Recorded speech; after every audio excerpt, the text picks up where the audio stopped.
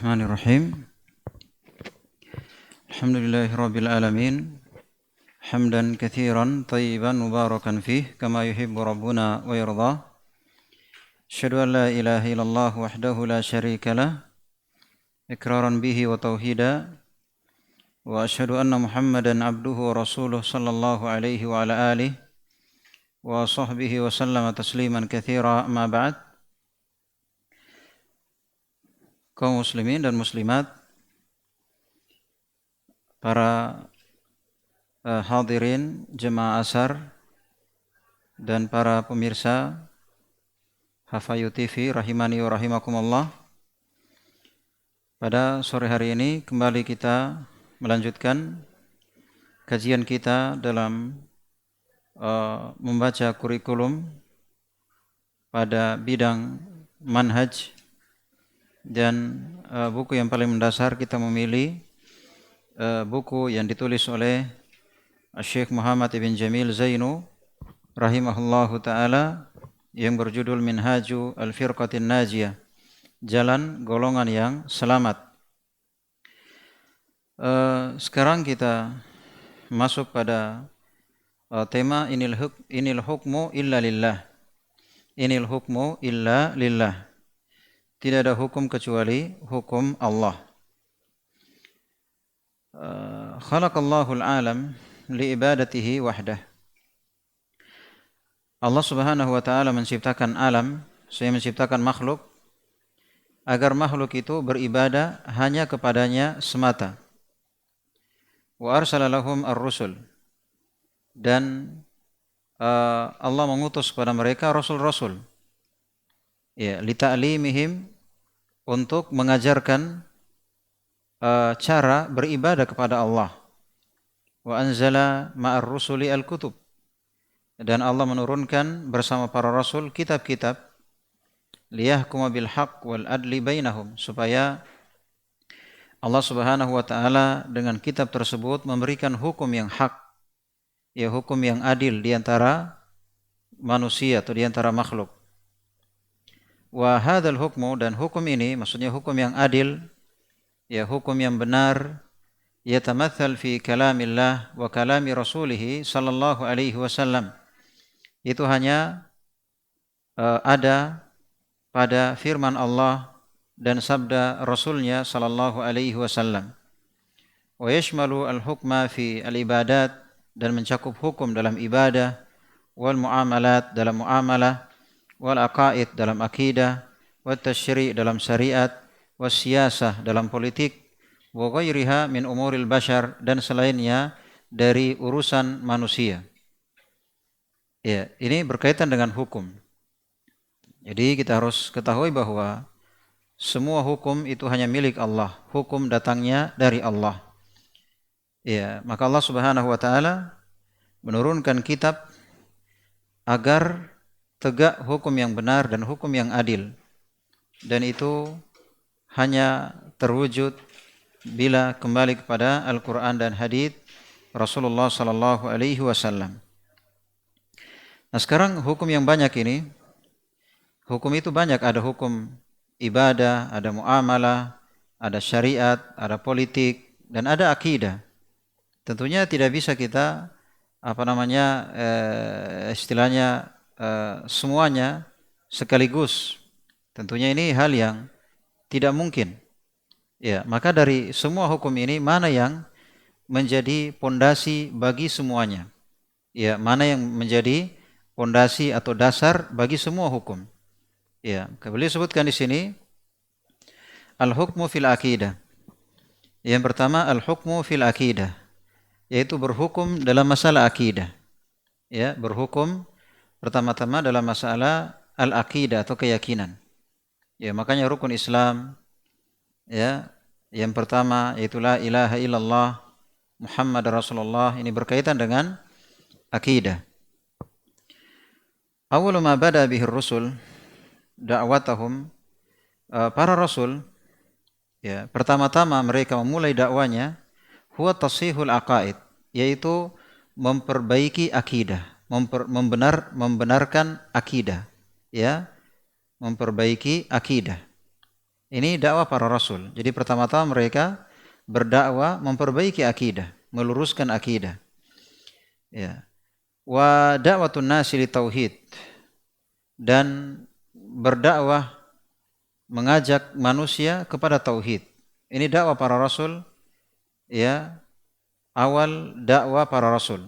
Dari rasul yang paling pertama Nabi Nuh alaihi salam hingga Nabi kita Muhammad sallallahu alaihi wasallam, itu dakwah kepada akidah, dakwah kepada tauhid.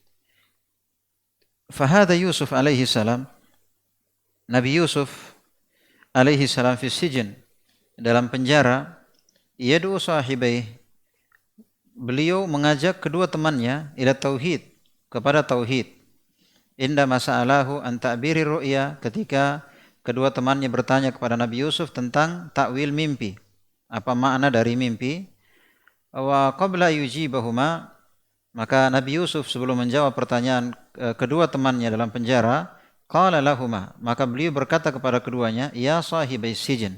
Allah berfirman, ya sahibai sijn di surah Yusuf, ya sahibai sijn arbabun mutafarriquna khairun amillahul wahidul qahar. Wahai penghuni penjara, apakah Tuhan-Tuhan yang banyak itu lebih baik daripada Allah yang Maha Esa, yang Maha Satu dan Maha menundukkan?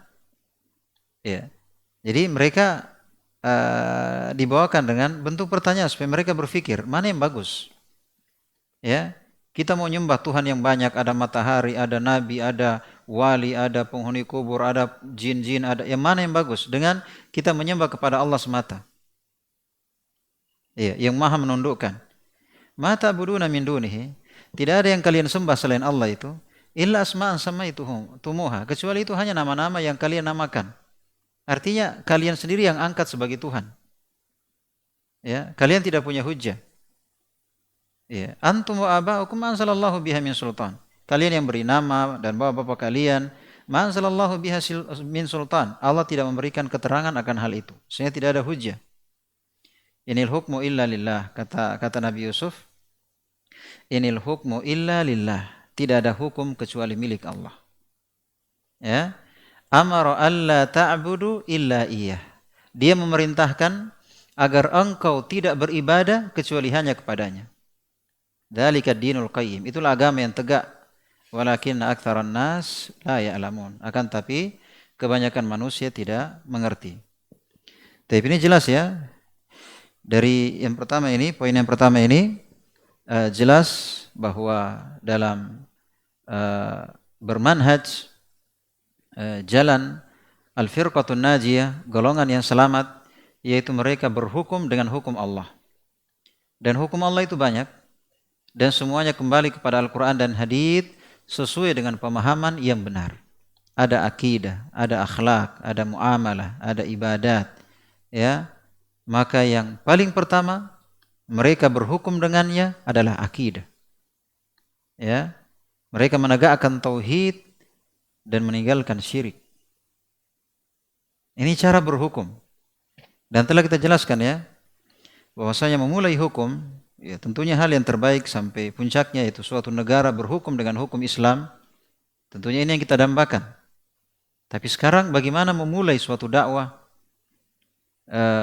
dakwah yang berhasil, dan bagaimana memulai penerapan hukum dari skala negara ke rakyat, atau dari pribadi ke rumah tangga, masyarakat, bangsa, dan negara.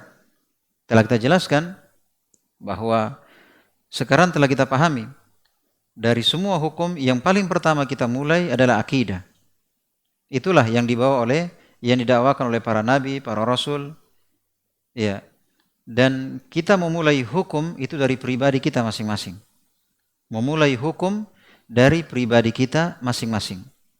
Ya, dari diri kita, kemudian orang yang dibawa tanggung jawab kita, itu istri kita, anak-anak kita, keluarga kita, ya, tetangga kita, masyarakat kita, dan seterusnya. Demikian cara berhukum. Dimulai dari akidah dan dimulai dari skala yang terkecil. Orang-orang yang berbicara tentang khilafah, Ya, orang-orang yang berbicara tentang khilafah, tapi ujung-ujungnya apa? Ujung-ujungnya demo, demonstrasi, ya kan? Itu demonstrasi dari mana? Hukum Allah atau hukum tagut? Ya, hukum Allah atau hukum tagut?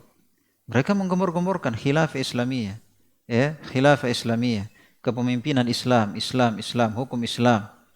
Tapi mereka mencontoh orang kafir dalam hukum. Ya.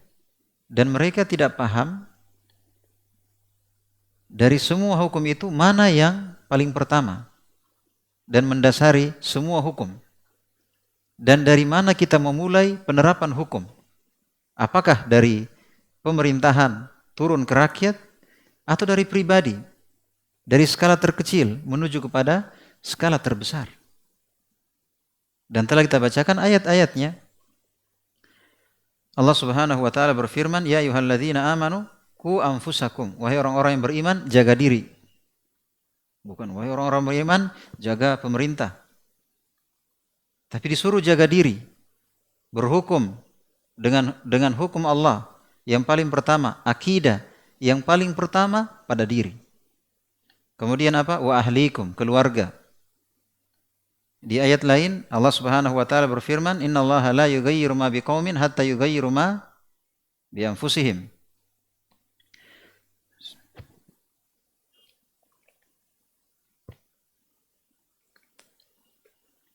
Sesungguhnya Allah Subhanahu wa taala tidak akan merubah nasib suatu kaum sampai mereka yang merubah keadaan diri mereka masing-masing. Jadi Allah tidak akan merubah nasib suatu kaum sampai pribadi dari kaum itu, individu dari kaum itu merubah dirinya masing-masing. Ini cara perubahan. Yang paling pertama akidah dan dimulai dari individu setiap orang. Iya. Inilah manhaj atau jalan golongan yang selamat. Al-hukmu fil ibadat. Yang kedua, al-hukmu fil ibadat. Hukum dalam ibadah. Tadi yang pertama dalam akidah. Sekarang hukum dalam ibadah. Ya. Yajib an na'khudha ahkama al-ibadati min salatin wa zakatin wa hajjin wa ghairi dhalik min al-Qur'ani wal hadits sahih amalan biqaulihi sallallahu alaihi wasallam sallu kama ra'aitumuni usalli. Wajib kita mengambil hukum ibadah, baik itu sholat, zakat, haji, dan selainnya, itu dari Al-Quran dan hadits yang sahih. Berdasarkan sabda Nabi SAW, riwayat Bukhari Muslim, "Sallu kama ra'aitumuni usalli." Sholatlah kalian sebagaimana kalian melihat saya sholat. Wa qaluhu sallallahu alaihi wasallam fi alladhi rawahu Muslim, "Khudhu anni manasikakum." Ambillah manasik kalian dari saya. Siapa yang mau haji, manasik itu diambil dari Nabi sallallahu alaihi wasallam. Wa amalan biqauli al-a'immati al-mujtahidin, dan juga berlandaskan ucapan para imam empat maksudnya, yaitu idza sahhal hadits fa huwa madhhabi. Kalau hadits sahih, maka itulah madhabku. Ini pesan dari empat imam. Imam Abu Hanifah, Imam Malik, Imam Syafi'i, Imam Ahmad. Semuanya berpesan kalau haditsnya sahih, itulah madhabku. Tinggalkan ucapan saya. Ya, tinggalkan ucapan saya. Ini hal yang perlu diingatkan juga. Termasuk tujuan orang-orang yang mengarahkan umat untuk fanatik kepada madhab, supaya keluar dari hukum yang benar. Supaya ada jalan masuk pada prinsip-prinsip mereka. Kita harus bermadhab. Ya, kamu apa? Syafi'i atau Maliki atau Hambali. Padahal madhab, para imam madhab dari Imam Abu Hanifah sampai Imam Ahmad, semuanya berkata, idza sahhal hadits fa huwa madhhabi. Kalau haditsnya sahih, itulah madhabku. Tinggalkan ucapan saya. Kalau haditsnya sahih, misalnya saya bawakan hadits yang dhaif, ada hadits yang sahih, tinggalkan ucapan saya. Ambil hadits yang sahih. Iya. Fa idza ikhtalafat al-a'immah fi fi amri minal umur, kalau para imam berselisih dalam suatu masalah, fala nata'assab liqauli ahad, maka tidak boleh fanatik kepada seseorang. Fanatik dengan ustadz ini, dengan syekh ini, dengan ulama ini, enggak boleh fanatik kepada siapapun kecuali kepada Al-Qur'an dan hadits. Ingat, tidak ada fanatik kecuali kepada Al-Qur'an dan hadits. Iya. Illa liman kana ma'ahu dalil, kecuali kepada orang yang punya dalil yang sahih. Alladzi lahu aslun minal kitabi was sunnah, yang punya dasar dari Alkitab dan sunnah. Itulah fanatisme kita, itulah fanatik kita. Iya.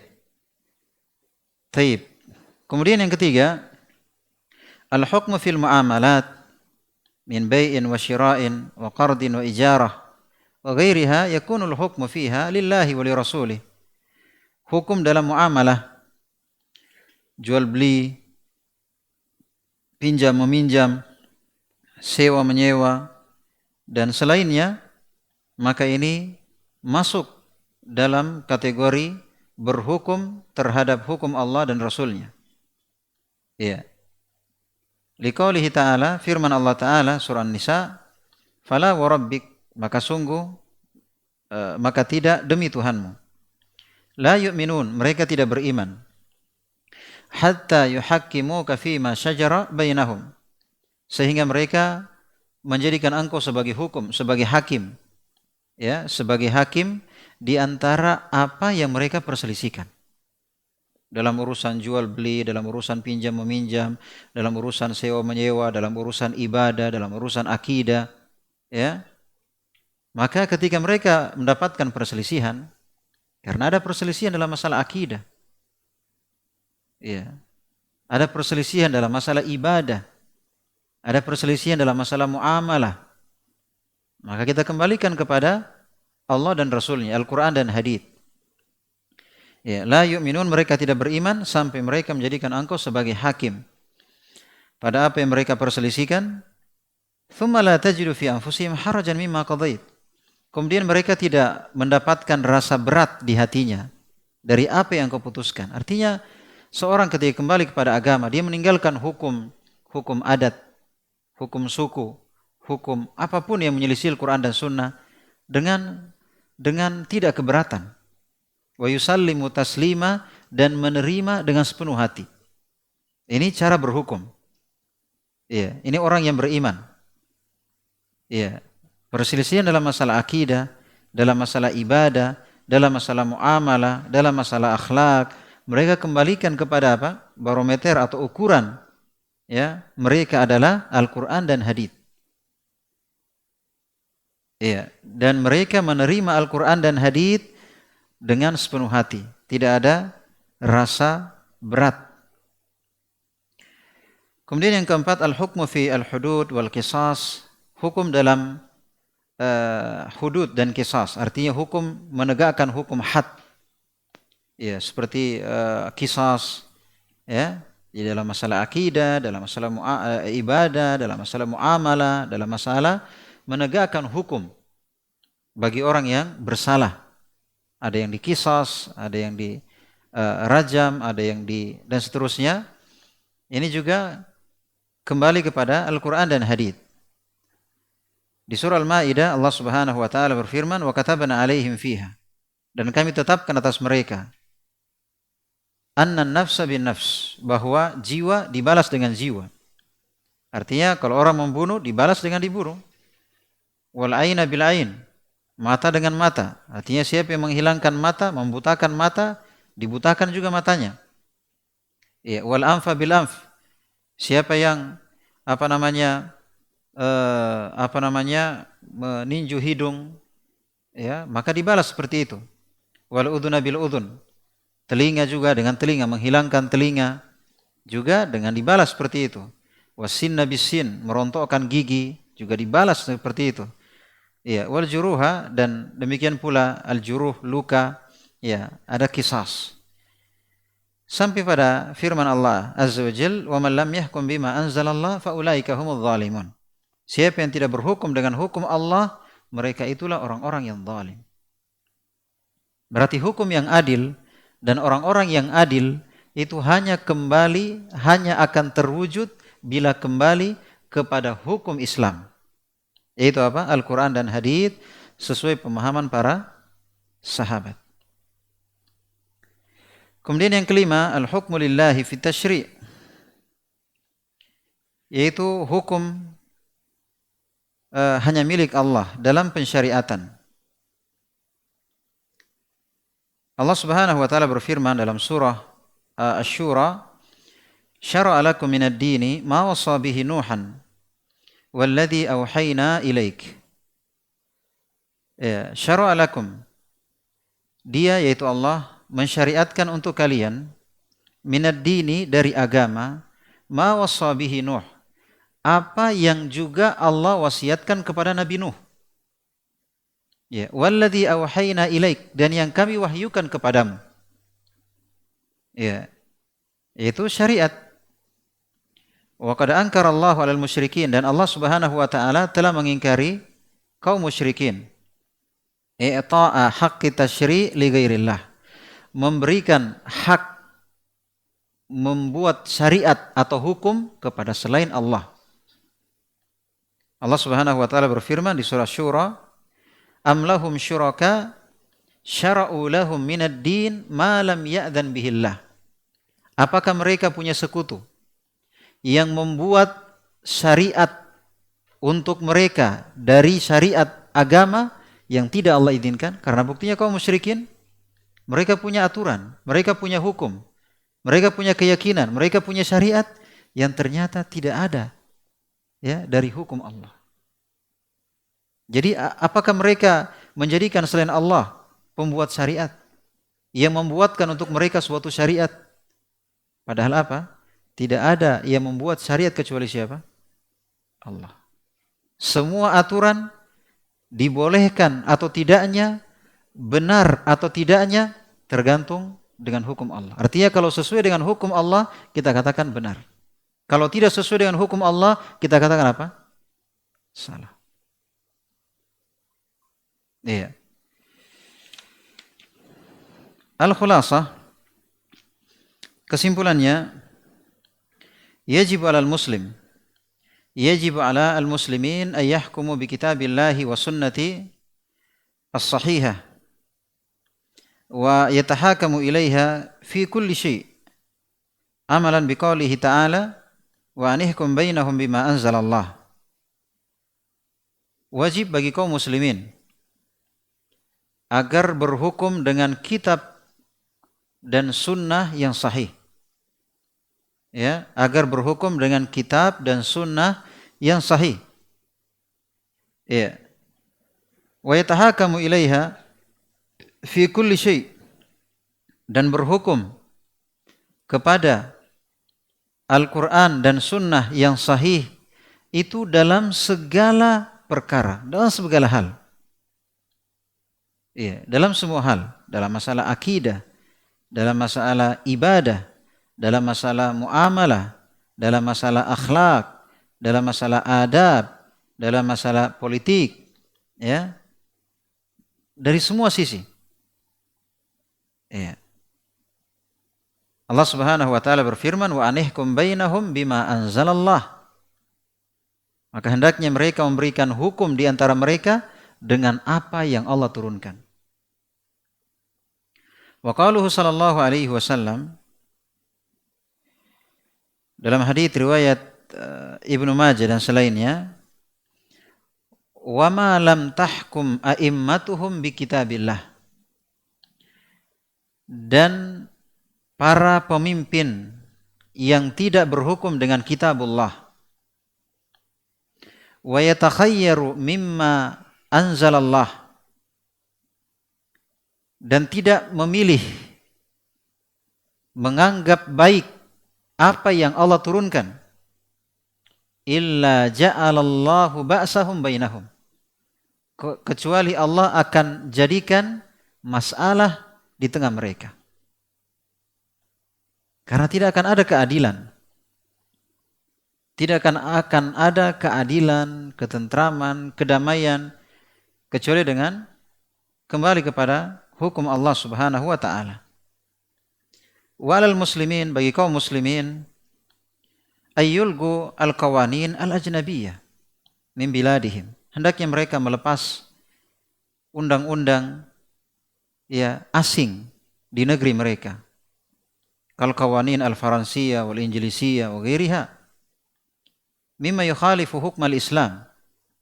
Seperti undang-undang buatan Prancis atau Inggris atau selainnya yang menyelisihi hukum Islam.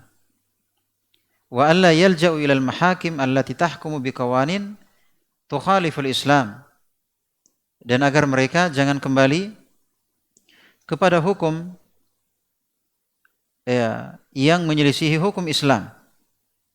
Wa ayyajtami'u wa ayyah takimu ila al-Islam inda may yathikuna bihi min ahli al-ilm. Maka hendaknya mereka berhukum kepada Islam dengan cara kembali kepada orang-orang yang terpercaya keilmuannya. Maka itu lebih baik bagi mereka. Ya, karena dengan Islam mereka akan stabil. Dengan Islam mereka akan berbuat adil di antara sesamanya. Ya. Dengan Islam harta itu akan seimbang antara yang kaya dengan yang miskin. Ya. Dibandingkan dengan hukum selainnya, itu membuat mereka akan mubadzir terhadap harta, terhadap waktu yang tidak bermanfaat. Yang tidak bermanfaat. Ya. Demikian pula di akhirat. Mereka mendapatkan azab yang besar pada hari kiamat. Karena mereka berpaling dari hukum Allah yang adil. Dan mereka lebih memilih hukum manusia yang penuh dengan kezaliman. Taib. Al-aqidatu awalan amil hakimiyah. Bahasan berikutnya, apakah akidah terlebih dahulu atau hakimiyah, yaitu hukum, menerapkan hukum di suatu negeri. Ya, maka jawabannya adalah dari mana suatu negeri itu bisa berhukum dengan hukum Islam? Dari mana? Apa sumbernya? Kalau kita kembali kepada sejarah negeri yang berhukum dengan hukum Islam, misalnya Saudi Arabia. Kembali kepada sejarah, bagaimana prosesnya? Apakah langsung? Jawabannya tidak. Bagaimana Nabi SAW bisa menegakkan, berdiri khilafah Islamiyah yang berhukum dengan hukum Islam? Bagaimana prosesnya selama 13 tahun? Jawabannya apa? Dengan dakwah apa? 13 tahun, selama 23 tahun. 13 tahun di Mekah dan 10 tahun di Madinah. Bagaimana prosesnya? Kalau kita lihat, ternyata prosesnya adalah dakwah tauhid dan dimulai dari pribadi-pribadi, masyarakat sedikit demi sedikit terus berkembang dakwakan tauhid yang pada akhirnya berkumpullah orang-orang muhajirin dan orang-orang ansar. Kemudian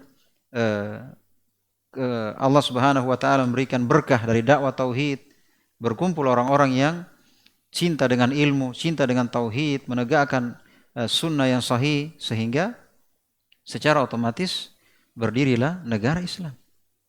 Sekarang pemerintah baru bikin aturan menghilangkan suara misalnya di masjid, suara-suara mengaji. Kira-kira bagaimana respon masyarakat? Atau enggak, pula pemerintah melarang maulid Nabi. Kira-kira bagaimana respon masyarakat? Bisa enggak diterapkan? Di demo itu pemerintah. Enggak akan dipilih lagi oleh rakyatnya. Iya. Jadi hukum itu dari bawah ke atas. Tapi ingat, dari bawah ke atas, tapi dari dasar yang benar, bukan dari sholat, bukan dari fadilah, bukan dari sedekah, bukan dari siasah, tapi dari akidah. Perhatikan ini. Alhamdulillah kalau kita lihat di Indonesia ini, dakwah tauhid dan sunnah dakwah ila aqidah as-sahihah, Masya Allah. Ya, dulu orang-orang yang mengenal akidah yang benar, ya, yang paham tentang syirik-syirik, khurafat, itu hanya orang-orang yang miskin, ya. Tapi sekarang alhamdulillah, dari kalangan orang-orang yang kaya, dari kalangan orang-orang yang menjabat, dari kalangan orang-orang yang merupakan tokoh dan terpandang di tengah manusia, itu berkah dari dakwah tauhid. Dan dari situ akan lahir kesadaran untuk kembali kepada Islam secara menyeluruh. Dari ibadah, awalnya akidah, kemudian kepada ibadah, kemudian kepada muamalah, kepada akhlak, kepada siasah, ya, politik. Itu akan lahir dari akidah yang benar. Maksudnya begini, ibaratnya ini poros, ya, jalan poros. Misalnya anggaplah poros misalnya Petarani, ya. Kira-kira bagaimana mungkin, ya, bagaimana mungkin ibaratnya hasilnya atau hukumnya akan benar kalau startnya udah salah. Kita startnya di sini, dia startnya di sana, nggak ketemu nantinya. Tapi kalau startnya sudah benar, maka hasil dari dasar yang benar juga akan benar. Tapi kalau rumusnya sudah salah, ya pasti hasilnya juga ikut salah. Maka berpengaruh pada fikihnya, berpengaruh pada muamalahnya, berpengaruh pada politiknya, berpengaruh pada dan seterusnya. Iya. Illam yakun du'atu yusahihuna al-aqidah wa yu'minuna imanan sahihah. Ya. Dari mana datang hukum atau negeri yang berhukum dengan hukum Islam? Ya, kalau bukan dari dai, para pengajak kepada akidah yang benar. Ya, mengajarkan iman dengan iman yang benar. Mereka diuji dalam agamanya, tapi mereka bersabar. Mereka berjihad fi sabilillah. Ya. Mereka menegakkan hukum Allah di muka bumi. Iya. Makanya qadhiyatun wadhihah jiddan, artinya sesuatu yang sangat jelas sekali. Bagaimana para nabi, para rasul, dan coba lihat Syekh Muhammad Ibn Abdul Wahhab sampai digelari Wahabi. Ya, Syekh Muhammad Ibn Abdul Wahhab sampai digelari Wahabi dan negeri-negeri Wahabi. Tapi coba lihat apa yang beliau ajarkan. Coba lihat buku-bukunya, buku-buku apa yang beliau tulis. Pembahasannya apa? Akidah. Mengajarkan tauhid, baca Salatatul Usul, Al-Qawaidul Arba, Nawaqidul Islam, Kitabut Tauhid, Kasyfus Syubhat. Semuanya menjelaskan tentang akidah. Jadi kalau mau menegakkan khilafah Islamiyah yang sebenarnya, ya, yang akan ditolong oleh Allah Subhanahu wa taala tanpa bisa dihalangi oleh siapapun, maka tegakkan tauhid. Hilangkan kesyirikan. Dakwakan tauhid. Itu prioritas utama. Itu merupakan dakwah yang paling pertama. Dan semua yang lainnya itu syariat Islam itu merupakan pelengkap dari tauhid, pelengkap. Dan tauhid dan akidah ini merupakan pondasi, dasar atau yang paling diprioritaskan dalam dakwah itu. Demikian harusnya. Dan bagaimana cara menerapkannya? Terapkan dari pribadi-pribadi, rumah tangga, bertetangga, bermasyarakat, berbangsa dan bernegara.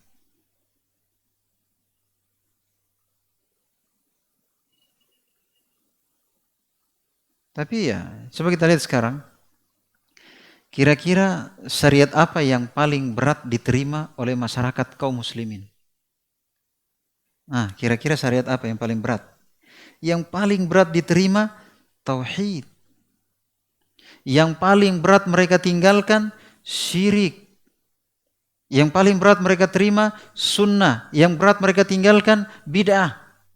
Jadi kita mau mengharapkan negara Islam yang diberkahi, Islam yang berhukum dengan hukum Allah. Nah justru yang paling mereka benci tauhid. Yang paling susah dari hukum yang menyalahi agama yang mereka tinggalkan, yang paling berat mereka tinggalkan, syirik. Buktinya apa? Pernah kita singgung ya bahwa kalau kita ceramah atau berdakwah tentang syariat, tidak ada yang marah tentang sholat, tentang puasa, tentang zakat, tentang fadilah, tentang sedekah, tentang akhlak, tentang adab. Ya, tapi ketika berbicara tauhid, nah Wahabi. Ayatnya ayat Wahabi. Haditsnya hadits Wahabi. Ustadznya Ustadz Wahabi dari negeri Wahabi. Apa maksudnya ini? Apa maksudnya? Maksudnya adalah pokoknya jangan singgung-singgung masalah akidah. Masih banyak pembahasan lain. Itu akan memecah belah umat. Mereka nggak paham bahwasanya hakikat persatuan seseorang atau dikatakan itu persatuan, yaitu bersatu di atas Al-Quran dan hadits. Itulah persatuan. Bersatu di atas Al-Quran dan hadits dengan pemahaman yang benar, nah itulah persatuan. Berarti menyelisihi itu, dan yang paling nampak dalam penyelisihan atau keluar dari persatuan yaitu syirik. Dan yang paling mendasar dalam ajakan kepada persatuan yaitu tauhid.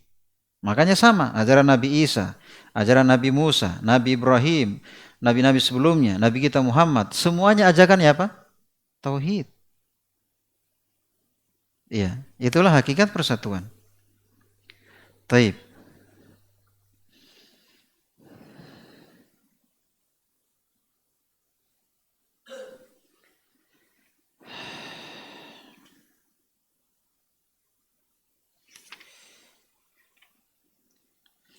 Kemudian beliau ingatkan di sini, la budda an nabda bi tashihil aqidah wa tarbiyati jailin 'ala al-aqidah as-sahihah.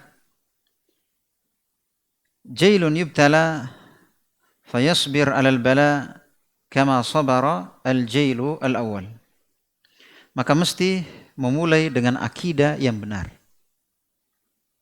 Jadi mesti memulai dengan akidah yang benar. Mendidik generasi demi generasi dengan akidah yang benar. Ya, dan setiap generasi hendaknya bersabar di atas tantangan dan rintangan dalam menegakkan akidah yang benar.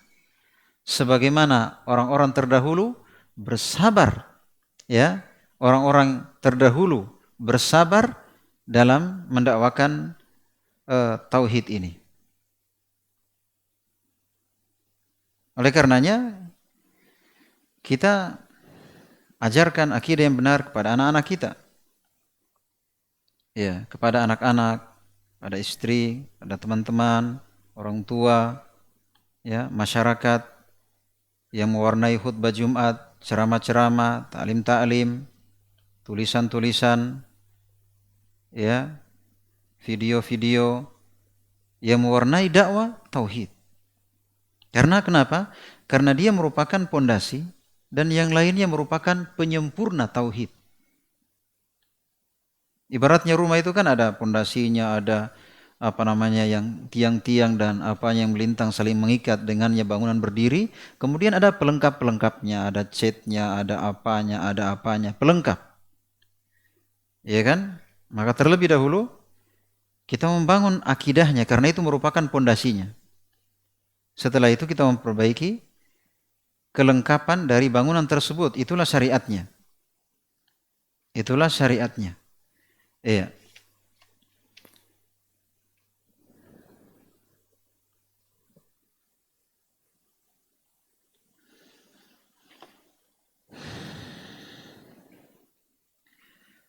Kemudian asyirkul akbar wa anwa'uhu, syirik besar dan bentuk-bentuknya.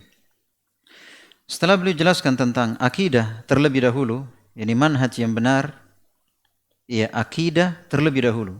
Sekarang kalau kita lihat dakwah macam-macam. Ada dakwah kepada apa? Politik. Ada dakwah kepada apa? Dakwah kepada organisasi.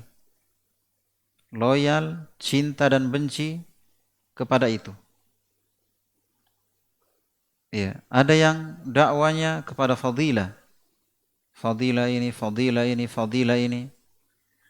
Ada yang dakwanya kepada sedekah. Ya, sedekah sekian, dapat sekian, berkah sekian, untung sekian, manfaat di dunia sekian. Ada yang dakwanya dakwah kesehatan. Ya, pokoknya sehat-sehat. Ya, jurus sehat. Ya, ada yang dakwanya rumah tangga terus. Ya, kita katakan semuanya penting. Tapi termasuk prinsip yang benar dalam berdakwah, semuanya penting, tapi tentunya dari semua yang penting ini ada nomor 1, nomor 2, nomor 3, nomor 4 dan seterusnya. Dari semua yang wajib, dari semua yang penting ini, itu dia berurut, tidak sama urutannya. Maka tempatkan, urutkan sebagaimana urutannya. Sebagaimana urutannya. Nabi kita Muhammad SAW di Mekah, 13 tahun di Mekah, tidak ada dakwah kecuali tauhid, la ilaha illallah. Semua syariat Islam turunnya di mana? Di Madinah. Syariat, baik itu ibadah, syariat adzan, syariat puasa, syariat zakat, syariat haji, syariat jihad, syariat hijab, syariat, semua syariat Islam turun di Madinah. Di Mekah, akidah. Hanya satu syariat yang turun di Mekah. Itu pun di akhir-akhir fase Mekah. Di tahun ke-11, 13 tahun di tahun ke-11, yaitu sholat. Itu pun sholatnya cuma 2 rakaat. Yang 4 rakaat belum ada ketika itu. Yang ada hanya 2 rakaat. Zuhurnya 2 rakaat, asarnya 2 rakaat, isyanya 2 rakaat. Hanya maghrib yang 3 rakaat. Belum ada azannya, belum ada qomatnya. Sholat saja. Saking ringannya syariat. Apa maksudnya ini? Betapa pentingnya akidah. Tapi sekarang terbalik. Sudahlah, nggak usah singgung masalah akidah. Membuat orang lari saja. Masih banyak pembahasan lain. Coba yang lucu-lucu lah, biar orang senang. Kayaknya tidak paham dalam manhaj. Ya. Ini al-firqatun najiyah, jalan golongan yang selamat. Ya, perhatian dengan akidah. Sekarang kita misalnya akidah. Akidah dalam misalnya pembahasan tauhid uluhiyah. Tauhid uluhiyah tentang la ilaha illallah. Kita nggak ngerti apa buku-bukunya, apa yang menjadi kurikulum dalam tauhid uluhiyah. Dalam tauhid asma wa sifat, nama-nama dan sifat, kita nggak ngerti apa buku-bukunya dalam tauhid asma wa sifat. Terus kita mau menginginkan kebaikan, kita mau menginginkan pertolongan, kita mau menginginkan khilafah Islamiyah, itu namanya mimpi. Bagaimana caranya kita mau bikin rumah, nggak bikin pondasi, langsung pikir pasang atap, itu namanya mimpi. Menghayal pasang atap ya, atapnya apa ya. Bagaimana caranya berpikir? Gimana atapnya mau dipasang di mana? Iya. Misalnya kita sholat, kita puasa, zakat, Quran kita hafal, tajwid mantap. Tapi syirik juga mantap. Kira-kira gimana? Bukan hanya pahala kita terhapus, amalan kita nggak terima, Islam kita pun batal, murtad kita. Iya, oleh karenanya dari sini jelasnya bahwasanya kita perhatian dengan dakwah tauhid. Contoh misalnya Nabi SAW membiasakan anak kecil dengan dakwah yang benar. Misalnya ketika Nabi berpesan kepada Ibnu Abbas, kalau saya nggak salah, idza sa'alta fas'alillah. Kalau kamu minta, minta kepada Allah. Ya, wa idza sta'anta, kalau kamu minta tolong kepada Allah. Dari kecil itu anak-anak diajarkan akidah yang benar oleh Nabi. Jadi kalau minta kepada Allah. Minta tolong, minta kepada Allah. Diajarkan akidah yang benar, diajarkan doa itu ibadah. Kalau ibadah itu kepada Allah. Ya, kalau kita dulu masih kecil ya diajarkan diajarkan syirik, khurafat, bid'ah, kejahilan, ya kan? Maka sekarang setelah kita belajar, kita rubah mindset itu, kita rubah. Anak-anak kita didik dengan akidah terlebih dahulu. Ajarkan akidah kepada mereka bahwa tidak ada yang berhak diibadahi kecuali Allah.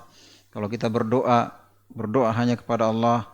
Kalau kita menyembelih karena Allah, ya, kita ajarkan kepada mereka tidak boleh percaya dengan pertanda-pertanda, entah kupu-kupu yang masuk, entah burung hantu yang lewat di atas atap, entah bintang apa, nomor apa, hari apa, tentang hari baik, tentang gantung apa ketika bikin rumah, ketika potong apa, ketika peletakan batu pertama, diajarkan kepada anak-anak. Akidah yang benar ini. Juga termasuk hal yang penting, termasuk pentingnya akidah, yaitu khutbah-khutbah Jumat. Karena di mana pada hari Jumat kaum muslimin berkumpul di masjid jami', di masjid besar. Maka jadikan khutbah Jumat itu khutbah yang berkualitas dan bermutu. Ya, jangan melucu. Hari Jumat di hari raya kaum muslimin, mereka berkumpul di masjid yang besar, menghadiri sholat Jumat, lantas khutbahnya. Sekarang kalau kita periksa, jarang khutbah Jumat mendakwakan tauhid. Iya, jarang khutbah Jumat mendakwakan tauhid. Harusnya seragam dari dari Sabang sampai Merauke, dakwanya tauhid. Iya, kayak ini masya Allah. Iya. Sekarang buku-buku khutbah apa isinya? Yang dibaca, kalau orang tidak bisa khutbah, baca buku bekal untuk apa begitu, untuk khutbah Jumat. Itu apa isi khutbahnya? Iya, maka ini hal yang mau diperbaiki. Kemudian di dalam bidang agama secara umum sekarang, apa isi pelajaran, kurikulum pelajaran agama dalam bidang itu? Apakah dia perhatian dengan akidah? Bagaimana dengan asma wa sifat? Ya, berarti kita lihat masih banyak PR, masih banyak PR kita, masih banyak pelanggaran yang kita lihat. Maksudnya kita lebih giat lagi, lebih semangat lagi dalam menggencarkan dakwah akidah. Alhamdulillah, dakwah akidah itu dakwah yang fitrah. Bukan sesuatu yang dipaksaan, itu fitrah manusia. Fitrah, dakwah yang fitrah, sesuai dengan bawaan manusia, bawaan lahirnya, dia sejalan dengan akidah yang benar. Nanti dia semakin belajar, semakin besar, sekolah, kenal filsafat, nah rusaklah fitrahnya. Tapi ketika dia masih stabil, normal, sebagai istilahnya belum dimodifikasi ya, masih asli, itu dia normal dia. Dia sejalan dengan akidah yang benar. Dia dakwah fitrah. Oleh karenanya, sebenarnya dakwah ini dakwah yang tidak berat. Dia merupakan dakwah yang fitrah. Hanya saja masalahnya siapa yang mau perhatian dengan dakwah ini. Itu yang jadi masalah. Siapa yang mau perhatian dengan dakwah ini? Para dai banyak. Para dai banyak, kaum muslimin banyak. Tapi di antara para dai, siapa yang mau perhatian dengan dakwah tauhid? Kaum muslimin banyak, miliaran. Tapi siapa di antara mereka yang mau perhatian dengan tauhid? Baik, itulah jalan al-firqah an-najiyah.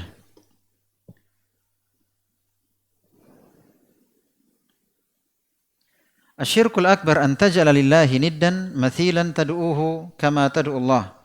Syirik akbar, misalnya engkau menjadikan tandingan bagi Allah, engkau berdoa sebagaimana engkau berdoa kepada Allah. Au antasrifa lahu naw'an min anwa'il ibadah. Engkau palingkan, ya, engkau serahkan jenis dari jenis ibadah kepada selain Allah, seperti istighatsah, adzabah, nazar dan selainnya. Ya, seperti istighatha atau sembelihan, nazar dan selainnya. Ya. Dan dalam as-sahihain dari sahabat Ibnu Mas'ud, sa'altu Nabi sallallahu alaihi wasallam ayu dzambi a'zam? Dosa apakah yang paling besar? Qala an taj'ala lillahi niddan. Engkau menjadikan tandingan bagi Allah, wa huwa khalaqak, padahal Dia menciptakanmu. Maksudnya jadi syirik akbar yaitu menyerahkan ibadah kepada selain Allah. Misalnya ibadah doa. Orang datang ke kuburan yang dikeramatkan. Orang datang ke kuburan dikeramatkan. Datangnya di sana datang apa? Datang ziarah kubur.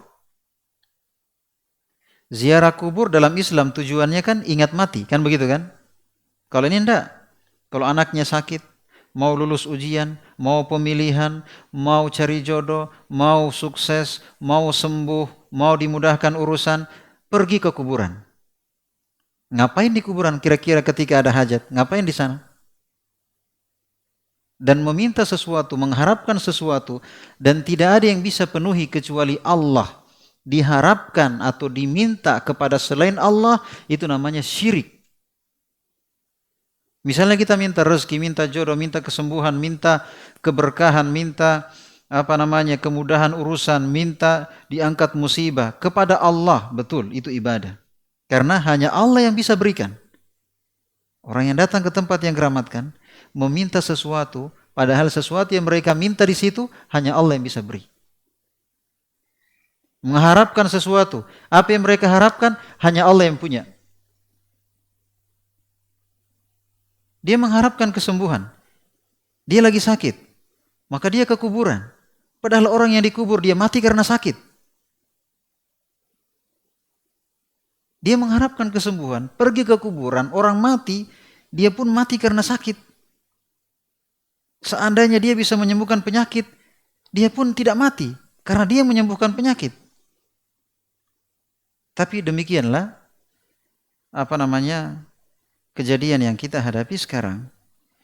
Ya, intinya syirik akbar yaitu menyerahkan ibadah kepada selain Allah. Ingat, ibadah itu bukan cuma baca Quran, bukan cuma sholat, sujud, ruku, tawaf. Ibadah itu luas. Ibadah hati. Ibadah hati. Misalnya seperti cinta. Kita lebih cinta dunia daripada cinta akhirat. Kita lebih cinta maksiat daripada cinta ketaatan. Kita lebih mendahulukan manusia daripada Allah. Berarti kita lebih cinta sama manusia. Maka cinta itu ibadah. Iya kan? Ada yang cintanya sifatnya tabiat. Cinta sama anak, sama istri, sama orang tua. Tabiat. Tapi ada cinta yang merupakan ibadah. Tanpa disadari. Kenapa kita sholat? Kenapa kita bersedekah? Kenapa kita semangat beribadah? Karena cinta dengan Allah. Rindu perjumpaan dengannya. Itu cinta. Kalau betul kita cinta dengan Allah Azza wa Jalla, kita nggak peduli dengan apapun kata manusia, apapun kita nggak peduli karena kita cinta dengan Allah. Hanya ridhonya yang kita cintai, hanya perintahnya yang kita cintai. Itu akan nampak pada perbuatan. Tapi ini bilang cinta sama Allah, belajarnya malas, alasannya banyak, maunya surga Firdaus.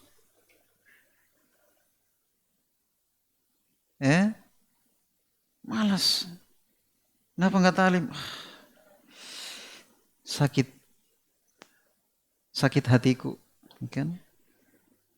Kenapa?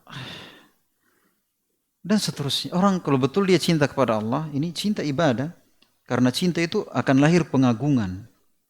Ya, akan lahir, kalau kita cinta akan lahir pengagungan. Fans. Ngefans. Idola. Akan lahir pengagungan. Pokoknya apa yang, Allah yang suruh ini, yang saya cintai. Iya kan? Tapi ini, sholat miseng. Bilang cinta baru. Haram miseng. nggak boleh missing. Dede, ya kan? Demikian pula takut ibadah. Ada takut tabiat, takut sama anjing, takut sama pencuri, takut sama kebakaran, takut sama.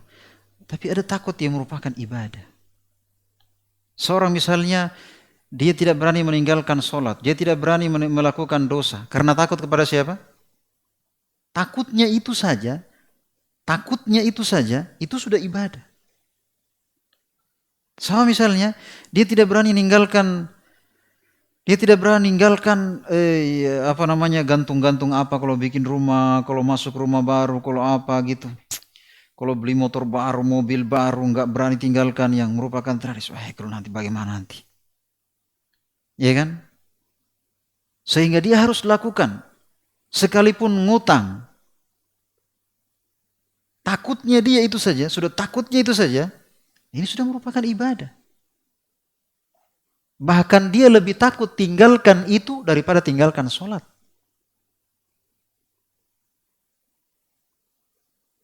Demikian pula ibadah lisan. Contoh misalnya, seandainya bukan karena kita, mati mak. Itu sudah syirik.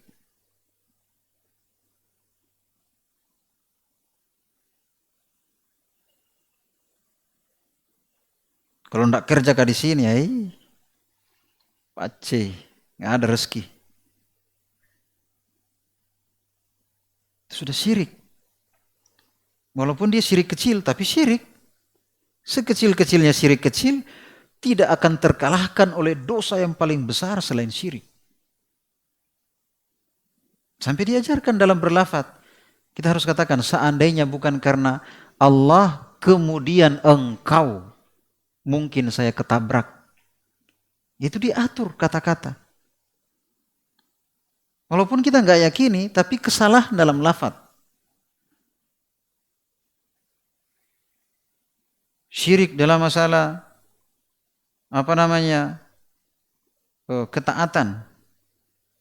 Lebih taat sama bos daripada sama Allah. Bos bilang, pokoknya tidak ada waktu sholat. Siap bos. Azan, panggilan sholat. Ada bos. Syirik. Syirik dalam taat. Ya. Tapi kalau dia meyakini sudah nggak wajib sholat, itu bukan lagi syirik kecil, tapi sudah syirik besar. Yang jelas pembahasan ibadah itu luas sekali. Dan seorang tentunya tidak akan punya gambaran yang mencakup, ya, yang meluas, yang seimbang gambarannya, kecuali cara belajar yang benar. Misalnya dalam masalah akidah, dia tahu dalam akidah misalnya tauhid uluhiyah, apa yang merupakan kurikulum pada bidang itu. Apa yang buku pertama, apa yang buku kedua, apa yang buku ketiga, apa yang buku keempat. Dia selesaikan itu sehingga dia punya gambaran yang benar. Ilmunya tidak pincang, walaupun dia tidak hafal ayatnya, dia tidak hafal haditsnya, tapi dia punya pemahaman setelah dia dengarkan. Ya, mungkin dia minimal dia tidak hafal, dia tidak hafal ayat haditsnya, tapi dia paham. Dia bisa jabarkan. Dia bisa bahasakan. Seandainya pun dia tidak bisa bahasakan, minimal dia paham untuk dirinya. Iya. Taib. Ini syirik akbar. Dan bentuk-bentuknya disebutkan di sini banyak ya. Intinya menyerahkan ibadah ya kepada selain Allah Subhanahu wa taala. Ya, ada juga syirik dalam sifat. Seperti meyakini ada yang mengetahui perkara gaib selain Allah. Namanya di sini dibilangi apa? Orang pintar atau paranormal. Ya, orang tidak normal dibilangi paranormal. Paranormal. Ternyata para dukun yang mengetahui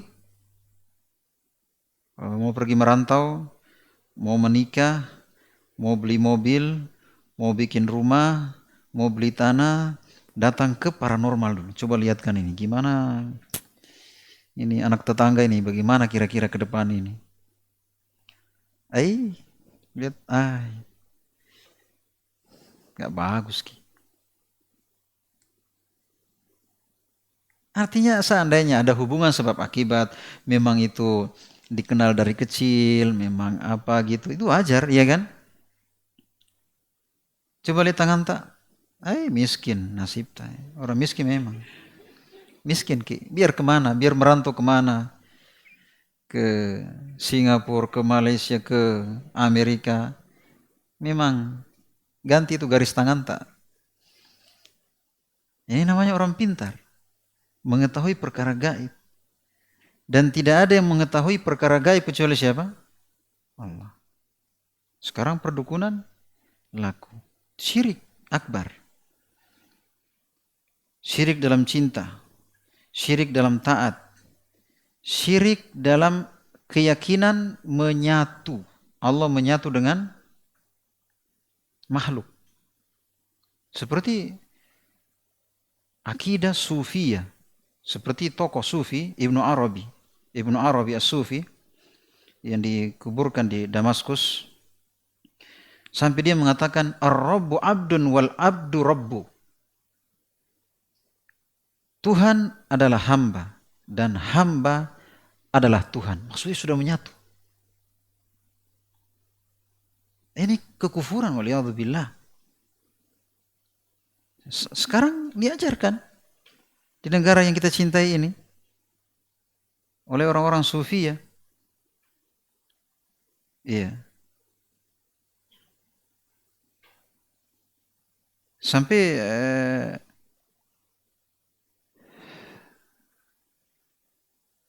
ada syair dari sufi ya, keyakinan tentang wahdatul wujud, yaitu menyatu wujud. Dia mengatakan wamal kalbu wal khinziru illa ilahuna. Tidak anjing, tidak pula babi, kecuali dia adalah sembahan kami. Maksudnya Allah sudah menyatu dengan apa? Makhluk. Kalau sudah menyatu, disitulah Allah. Berarti dia mau menyatu kepada siapapun, itulah sembahan kita. Muskilah.